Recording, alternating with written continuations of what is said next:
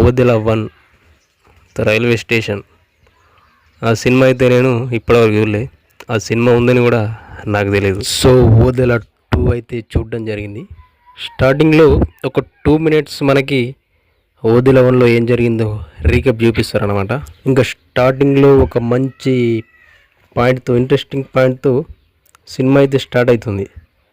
ఒక 20 మినిట్స్ దాకా సినిమా బాగుంటుంది, మంచి అనిపిస్తుంది, ఇంట్రెస్టింగ్ అనిపిస్తుంది. ఆ తర్వాత సినిమా ముందుకెళ్ళదు. అదే పాయింట్ని తీసుకుంటూ క్లైమాక్స్ దాకా తీసుకొస్తారు.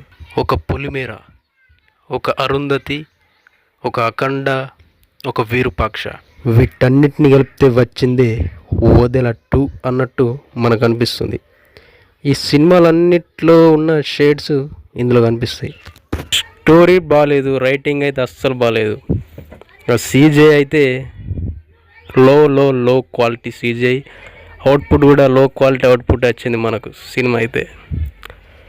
మరి డైరెక్టర్ సంపత్ నంది ఏం తీయాలనుకున్నాడో, ఏం చెప్పాలనుకున్నాడో మనకైతే అస్సలు అర్థం కాలేదు. ఒక్క మ్యూజిక్ అయితే కొంచెం పర్లేదు అనిపించింది. అజ్నీష్ లోక్నాథ్ మ్యూజిక్ అయితే ఇలాంటి హర్రర్ డివోషనల్స్కి ఆయన మ్యూజిక్ అయితే పర్ఫెక్ట్గా సెట్ అవుతుంది. సినిమా అయితే బాగాలేదు, మీ ఇష్టం. ఇక చూడాలనుకుంటే చూడొచ్చు.